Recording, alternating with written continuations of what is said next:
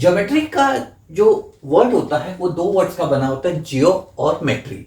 जियो का मतलब होता है अर्थ, मेट्री मतलब मेजरमेंट। तो ज्योमेट्री में आप ये मेजरमेंट से बहुत ज्यादा डील करोगे, फिर ज्योमेट्रिकल शेप्स से बहुत ज्यादा डील करोगे। और जब भी आप ज्योमेट्री पढ़ते हो तो आप इन चार शेप्स का ध्यान रखो। ये धीरे धीरे करके आपके सामने आएंगे। बट सबसे पहला जो है वो है पॉइंट। पॉइंट क्या होता है? Point is just a location, जो किसी जगह को जो आप बोलते हैं, ये एक पॉइंट है। जब आप लाइन की बात करते हैं तो हम क्या करते हैं, लाइन क्या होती है, अक्सर इसमें डिस्टेंस का नोशन आ जाता है। अब लाइन आपकी स्ट्रेट भी हो सकती है, लाइन कर्व भी हो सकती है, बट उसमें एक डिस्टेंस वाला नोशन होगा कि आप उसको एक डिस्टेंस की तरह नापोगे। जैसे ये 1 किलोमीटर है, या पुणे से मुंबई 150 किलोमीटर है, तो वो एक पॉइंट से दूसरे पॉइंट, तो वो एक पॉइंट से दूसरे पॉइंट के बीच में। जब हम 2D की बात करते हैं तो आपको पता होगा ट्राइंगल, स्क्वायर, और ये भी अगेन कोई और भी शेप हो सकता है। बट यहां पे जो चीज आ जाती है वो आ जाती है एरिया। इसने कितना एरिया कवर किया हुआ है। अब अगर मैं बोलूंगा पुणे कितना बड़ा है, या दिल्ली कितना बड़ा है, या इंडिया कितना बड़ा है, तो यहां पे आपका एक 2D का नोशन आ जाता है। और फिर 3D फिगर्स होती हैं जो कि आपको पता है, जैसे क्यूब या सिलेंडर। और यहां पे जो नोशन आ जाता है वो वॉल्यूम का आ जाता है। तो जब आप इन चीजों को पढ़ोगे तो ध्यान रखो, जो आपकी शेप्स होंगी वो पॉइंट, लाइन 2D है या 3D है, और आप धीरे धीरे करके एक के बाद एक इन चीजों को हम समझेंगे। पॉइंट्स, जैसा हमने बोला, पॉइंट्स क्या होते हैं, वो एक लोकेशन होती है, एक जगह होती है, वो एक पिन की तरह होता है। जैसे अगर मैं यहां पे ऐसे एक डॉट बनाऊं तो ये मेरा एक पॉइंट हो जाता है। अब जैसे हम स्टार्स को देखते हैं, अब यहां से देखते हैं तो स्टार्स हमें पॉइंट की तरह दिखते हैं। अब यहाँ पे कंफ्यूजन होता है कि स्टार तो इतने बड़े होते हैं, और पॉइंट का जैसे हम बोलते हैं कि उसका ना कोई डायमेंशन नहीं होता है, ना उनकी कोई लेंथ होती है, ना विड्थ होती है, ना हाइट होती है। लेकिन अगर आप स्टार्स के बारे में पढ़ोगे तो स्टार्स तो बोलेंगे स्टार्स तो सूरज से भी बड़े होते हैं, तो उनको हम पॉइंट कैसे बोल सकते हैं।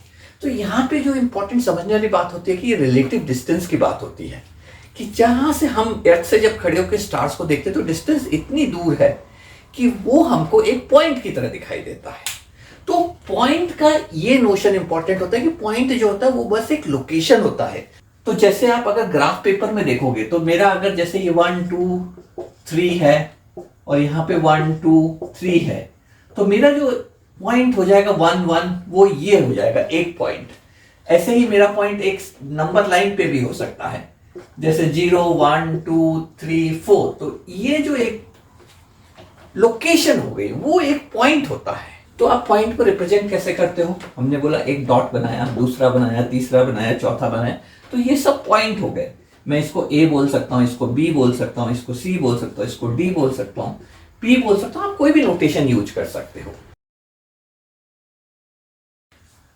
अब लाइन सेगमेंट क्या होता है? बहुत सिंपल टर्म्स में, अगर आपके पास दो पॉइंट हैं ए और बी, और अगर आप इन दोनों को जोड़ोगे तो ये एक लाइन सेगमेंट बन जाता है। लाइन सेगमेंट के आपको बहुत सारे एग्जाम्पल मिलेंगे। अब जैसे ये पेपर है मेरे पास, तो इसमें ये जो एजेस हैं ये क्या हो जाते हैं, ये लाइन सेगमेंट हो जाते हैं। अब इसमें आप देखोगे वैसे तो ये 2D फिगर है, बट लाइन सेगमेंट क्या होती है? It is a line which connects two points basically. तो इस केस में ये एक लाइन सेगमेंट, ये एक लाइन सेगमेंट, और अगर मैं इसे फोल्ड करूंगा तो यहां पे भी मेरा एक ऐसे एक लाइन सेगमेंट बन जाएगा। इनफैक्ट फोल्ड भी ना करो, मैं कोई भी दो पॉइंट्स को जोड़ूंगा एजेस के, भले ही मैं वो दो कोनों पे जोड़ूं या कहीं पे भी जोड़ूं, वो सब एक लाइन सेगमेंट बन जाते हैं। अब जैसे यहां पे हमने देखा था ए बी एक लाइन सेगमेंट है। अब ए से बी मैं कई तरीकों से पहुंच सकता हूं, करेक्ट। लेकिन लाइन सेगमेंट कौन सा होता है? वो शॉर्टेस्ट डिस्टेंस होती है ए और बी के बीच में।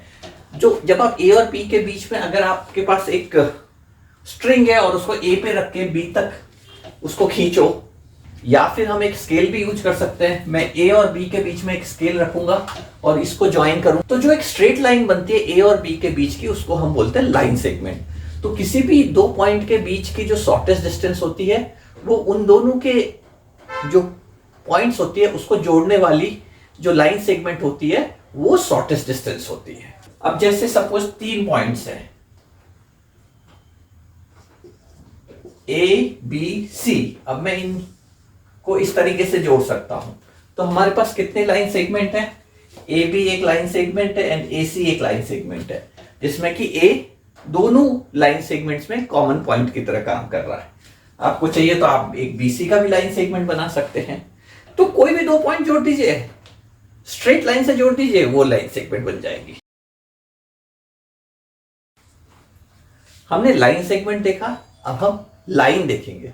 लाइन क्या होता है?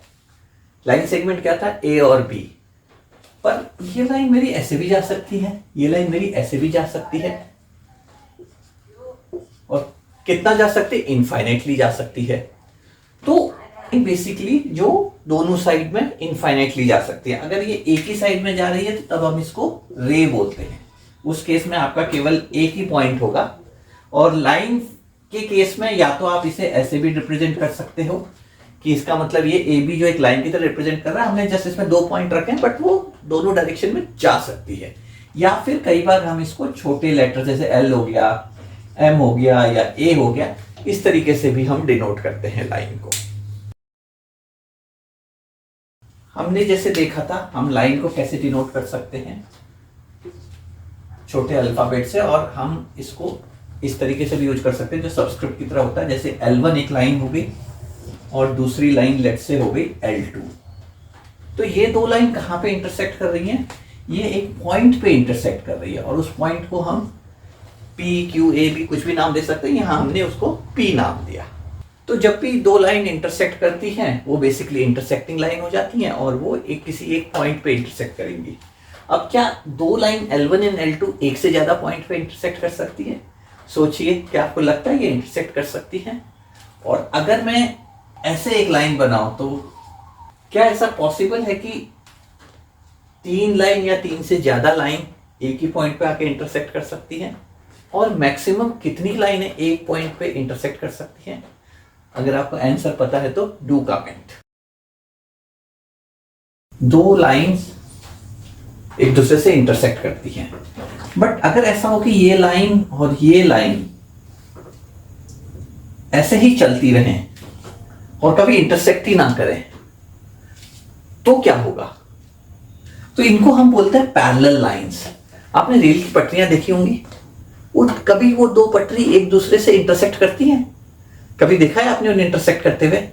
तो जो पैरेलल लाइंस होती हैं वो दो लाइंस होती हैं जो कि कभी भी एक दूसरे से इंटरसेक्ट नहीं करती हैं, और उनके बीच की डिस्टेंस जो होती है वो हमेशा कांस्टेंट रहती है। तो जैसे अगर मैं बोलूं ये लाइन ए बी है, ये सी डी है, तो A B is parallel to C D. आपको लाइफ में बहुत एग्जांपल्स मिलेंगे पैरेलल लाइंस के। सोचिएगा, जैसे मेरे पास ये एक मेजरिंग स्केल है, इसकी एक ये जो लाइंस हैं, जो एज है, ये वाला और ये वाला, ये पैरेलल है। क्या आप इसमें दूसरा सेट ऑफ पैरेलल लाइंस और ढूंढ सकते हैं जो कि हमेशा आपस में रे क्या होता है? Line segment starting point and and point define होता है। लाइंस दोनों डायरेक्शन में इनफाइनेटली जाती हैं। इसको हम लिखते हैं ए बी, एक ऊपर लाइन खींच के इसको हम लिखेंगे ए बी, और ऊपर की जो लाइन है दोनों साइड एरो होता है, तो इसका मतलब इनफाइनेटली जा रही है। अब रे में क्या होता है? रे में जो होता है एक पॉइंट फिक्स होता है। जैसे इस केस में सपोज ए फिक्स हो गया, लेकिन दूसरी साइड इनफाइनाइट हो जाता है। तो रे को हम कैसे लिखते हैं? इसका मतलब वो ए पॉइंट फिक्स है और बी की ओर वो इनफाइनाइटली जा रहा है। तो रे के आपके बहुत सिंपल एग्जांपल्स होते हैं, जैसे कोई लाइट सोर्स हो गया, जब वो लाइट फेंकता है तो वो क्या करता है? वो एक पॉइंट उसका फिक्स होता है जहां लाइट जनरेट हो रही है, और उधर से वो लाइट हर डायरेक्शन में जा रही होती है, और वो कहां तक जाती है? वो इन्फिनिटी तक जाती है। जैसे सन रेज हो गई, वो सन से स्टार्ट होती है और फिर वो इनफाइनाइटली यूनिवर्स में जाती रहती है। तो जनरली रेज में क्या होता है कि हमारा स्टार्टिंग पॉइंट से हम उसको डिनोट करते हैं, और जिस डायरेक्शन में जा रहा है उसको इन्फिनिटी करते हैं। तो इसको अगर हम ऐसे लिखेंगे तो ये एक्चुअली सही रिप्रेजेंटेशन नहीं होगा, क्योंकि इसका मतलब ये होगा कि बी फिक्स पॉइंट है और ये ए की ओर इन्फिनिटी जा रहा है, जो कि इस केस में सही नहीं है। अगर ये चीज हमें अचीव करनी है तो ये इस तरीके से होना चाहिए। अब 4.1 के पहले क्वेश्चन में आपको ऐसी एक फिगर दी हुई है, आपको इसमें rays line segments lines figure out करनी है, तो वो मैं आपको छोड़ दूंगा एक्चुअल सॉल्व करना। बट इधर आप देखोगे तो क्या दिया हुआ है आपको यहाँ पे एक लाइन दी हुई है। आप ये ध्यान रखो, अगर ये एरो दिया हुआ है तो वो लाइन हो जाता है आपका लाइन सेगमेंट जो होगा। जैसे अगर मैं बोलूं लाइन सेगमेंट तो डी और ई के बीच की जो है वो लाइन सेगमेंट होगा, लेकिन जहां आप इधर आगे पीछे की ओर जाओगे वो लाइन बन जाएगी। आपको नोटेशंस ध्यान होने चाहिए। लाइन सेगमेंट जो है वो एक सिंपल लाइन की तरह होता है, जो ये है लाइन जो है वो आप दोनों साइड इनफाइनाइट होती है तो वो दोनों साइड जाती है, और रेज जो होती है वो वन साइडेड होती है, या तो वो इस साइड होगी या इस साइड होगी, या फिर आप हमेशा जो उसका जो स्टार्टिंग पॉइंट है उसको उस हिसाब से ध्यान करके उस नोटेशन को बनाइए। और ये जो फिगर है इसमें आप देखेंगे एक इस डायरेक्शन में जा रहा है, एक इस डायरेक्शन में जा रहा है, और एक ऐसे जा रहा है। तो होपफुली इसको सॉल्व करने में आपको प्रॉब्लम नहीं होनी चाहिए। सेकंड नंबर पे आपको ऑल पॉसिबल लाइंस बतानी है, जो इसने बताया भी हुआ है कि वहां पे 12 ऑल पॉसिबल लाइंस हैं। तो लाइन की क्या डेफिनेशन होती है? जो दोनों साइड इनफाइनाइटली जा रही है। जैसे for example A and D is a line and B and D is also a line।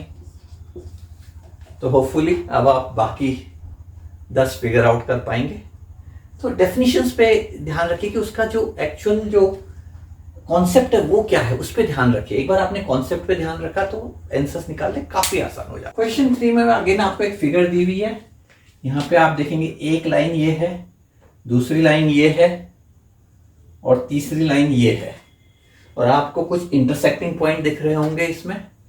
तो एक बार आप इस फिगर को इस तरीके से समझ जाएंगे तो बाकी क्या है, इट्स वेरी सिंपल। आपको कुछ इंटरसेक्टिंग पॉइंट्स बताने हैं, कुछ इंटरसेक्टिंग लाइंस बतानी है, तो आप बेसिकली कॉन्सेप्ट पे ध्यान दीजिए and you should be able to solve it. Fourth बोलता है कि how many lines can pass through one single point and 2 points.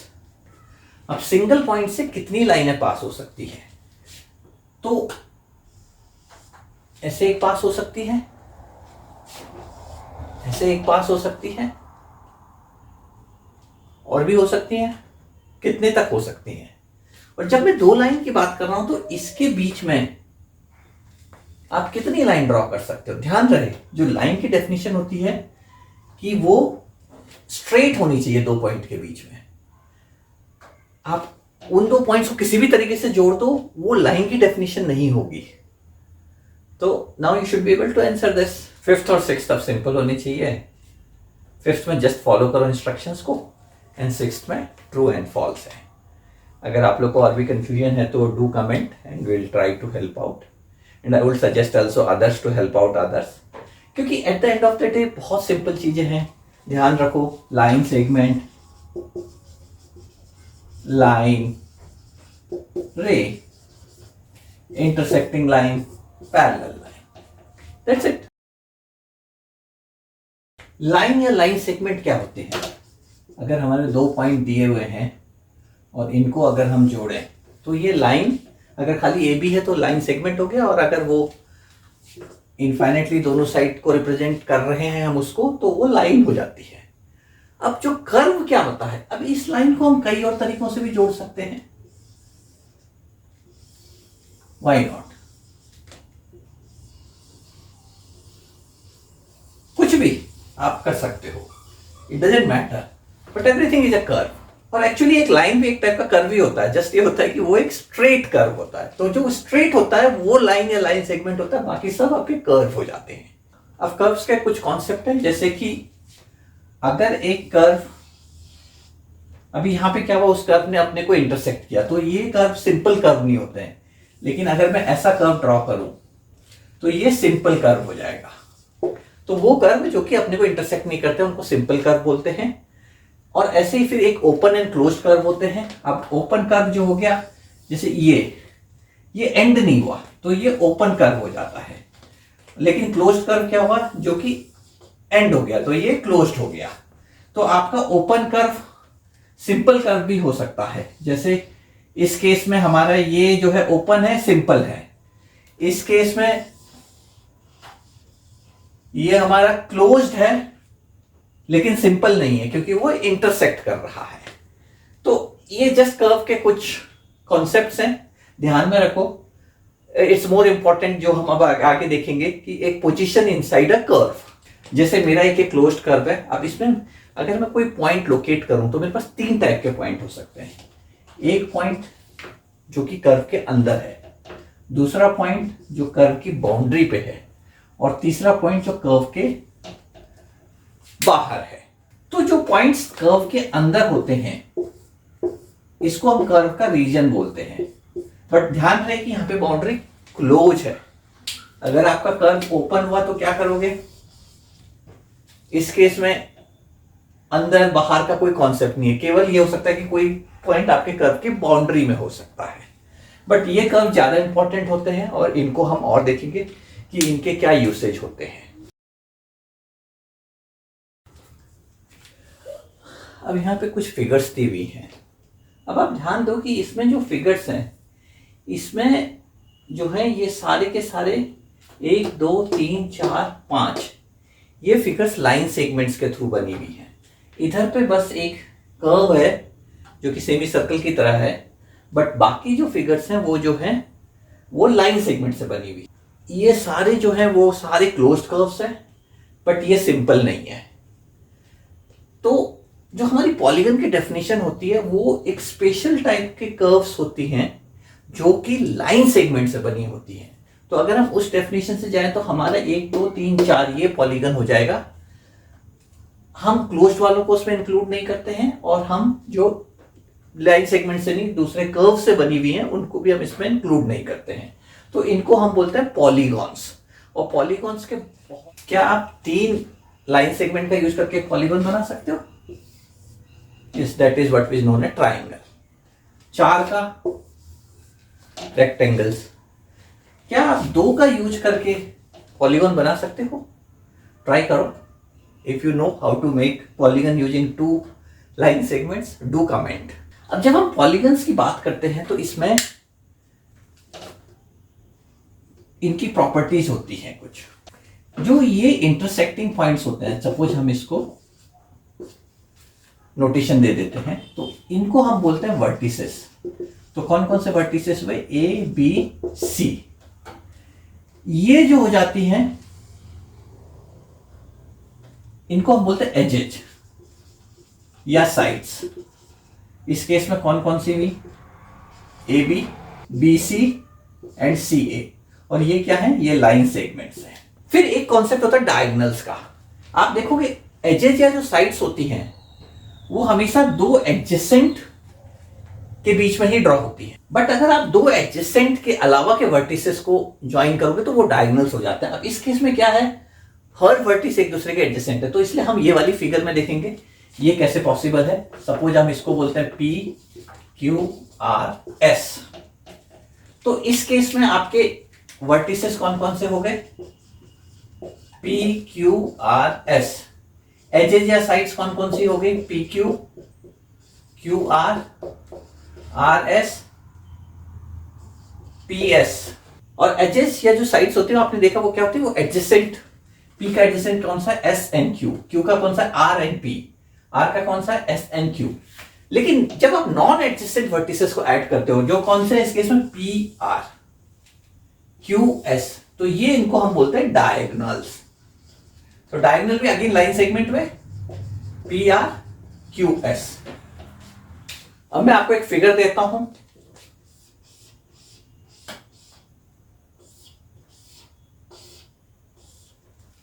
इसको लेबल कीजिए और इसके वर्टिसेस, साइड्स या एजेस एंड डायगोनल्स, उसकी प्रैक्टिस कीजिए। 4.2 पहला है open and closed curves. Definition पे ध्यान दीजिए। ओपन कौन से होते हैं? जो आपस में कभी जिनके एंड पॉइंट्स मिलेंगे नहीं, जो ओपन रहते हैं। और क्लोज कौन से होते हैं?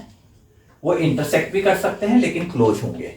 और हमेशा जब भी आपके ओपन और क्लोज में ध्यान रखिए कि क्लोज्ड वाले कर्व्स होते हैं उसमें हमेशा आपका पॉइंट का नोशन ऐसा होगा कि वो अंदर है, बाउंड्री पे है या बाहर है। थर्ड फोर्थ सिंपल है, सेकेंड थर्ड सिंपल है, फोर्थ में आपको एक फिगर दिया हुआ है, ओपन है, क्लोज्ड है। अगेन अभी आपको जो कॉन्सेप्चुअली अगर आप इसको समझेंगे तो इसको आंसर देने में कोई प्रॉब्लम नहीं होना चाहिए। फिफ्थ वाला भी अगेन कॉन्सेप्चुअली आप चाहेंगे तो सिंपल होगा। उसमें जैसे एक है कि एक closed curve that is not a polygon, तो पॉलीगन की क्या डेफिनेशन होती है उसका ध्यान रखिए। Polygon is made up of line segments, तो अगर उसमें लाइन सेगमेंट्स नहीं है, कोई और कर्व है, तो वो पॉलीगन नहीं बनेगा। I am sure now you should be able to crack it. हमने रेंज की डेफिनेशन देखी।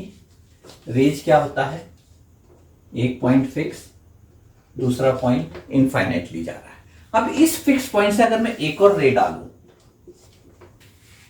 तो ये दो रेज जो है इनके बीच जो है एक एंगल बन जाता है। अब इस एंगल को मैं कैसे रिप्रेजेंट कर सकता हूं, या तो मैं सिंपल बोल सकता हूं एंगल ए, क्योंकि जो ए जो है वो एंड पॉइंट है, बी और सी जो है वो रेस पे है। बट जो बेटर तरीका ये होता है कि you can say it C A B या बी ए सी। तो हमेशा जो कॉमन वाला पॉइंट है उसको हमेशा बीच में रखो। ऐसा ये रिप्रेजेंट क्यों ज्यादा बेटर है, क्योंकि मैं यहां पे एक और रे ड्रॉ कर सकता हूं डी, जिसका कि अपना अलग एंगल होगा। अब मैं अगर एंगल ए बोलूं तो मैं इसकी बात कर रहा हूं या इसकी बात कर रहा हूं, इसलिए उस कंफ्यूजन को हटाने के लिए हमेशा ये वाला नोटेशन यूज कीजिए। इस केस में क्या हो जाएगा, ये बी ए डी या डी ए बी। तो जैसे ये एक हमारा एंगल है, तो इसके बीच का कोई भी पॉइंट होगा तो इसको जनरली हम इंटीरियर पॉइंट बोलते हैं उस एंगल का। ये थोड़ा कंफ्यूजिंग हो सकता है बाद में, क्योंकि बाद में जब आप देखोगे तो एंगल आपको ऐसे भी दिखेंगे। तो हम जनरली क्या करते हैं, जो एक्स एक्सिस वाली ओरिजिन जिसको हम मानते हैं उसको पकड़ के हम बोलते हैं कि वो इंटीरियर है। तो ये जस्ट डेफिनेशन पर्सपेक्टिव से है। आई थिंक इस पे हमें इतना फोकस करने की जरूरत नहीं। पहले में आपको एक फिगर दी हुई है और उसके एंगल्स बताने हैं। I just draw another figure, but आप इससे रिप्रेजेंटेशन ले सकते हो। तो ए बी सी, अब आप देखोगे हर दो लाइन सेगमेंट के बीच में एक एंगल है, तो इस तरीके से आप उस फिगर के भी डिफरेंट एंगल्स को निकाल सकते हो। सेकेंड वाला बोलता है कि वो पॉइंट एंगल पे है कि नहीं है। तो जैसा हमने थोड़ा सा देखा था, अगर कोई पॉइंट इधर है तो इंटीरियर है, कोई पॉइंट तो को पॉइंट रेज के ऊपर उसको बोलते हैं ऑन द एंगल है, और जो बाहर के पॉइंट हो जाते हैं इसके बाहर वो उनको हम एक्सटीरियर बोलते हैं। अगेन इसको थोड़ा ध्यान रखिएगा, मतलब ये आपको बाद में कंफ्यूज कर सकता है, क्योंकि ये भी एक एंगल है बट देखो तो ये भी एक एंगल है, तो आप किसको इंटीरियर बोलोगे। बट अभी आप अपने टेक्स्ट बुक के हिसाब से जो वो एंगल है उसके आप अंदर वाले जो पॉइंट्स है उनको आप इंटीरियर पकड़ के चलो। थर्ड वाले में आपको दो एंगल बनाने हैं। अगेन आप डेफिनेशन से जाओगे तो it should be very straight forward. जैसे बोलता वन रे इन कॉमन, तो आप एक रे बनाओ और उससे आप दो एंगल्स निकालो। तो इस तरीके से आप ऐसे दो एंगल्स हर एक केस पे निकाल सकते हो। So do comment out if you run into any issue. Quick summary, line segment,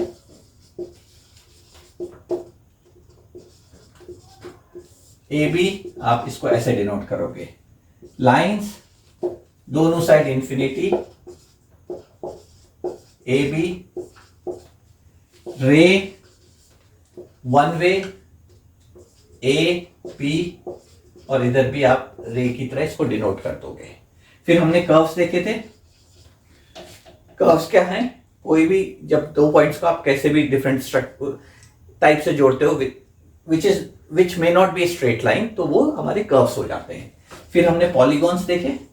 polygons की क्या डेफिनेशन है कि वो जो है क्लोज फिगर होती है लाइन सेगमेंट्स को यूज करके। और फिर हमने देखे एंगल्स, और एंगल्स को हम कैसे डिनोट करते हैं। तो होपफुली आपको मजा आया होगा। Do share and subscribe. Will stop here.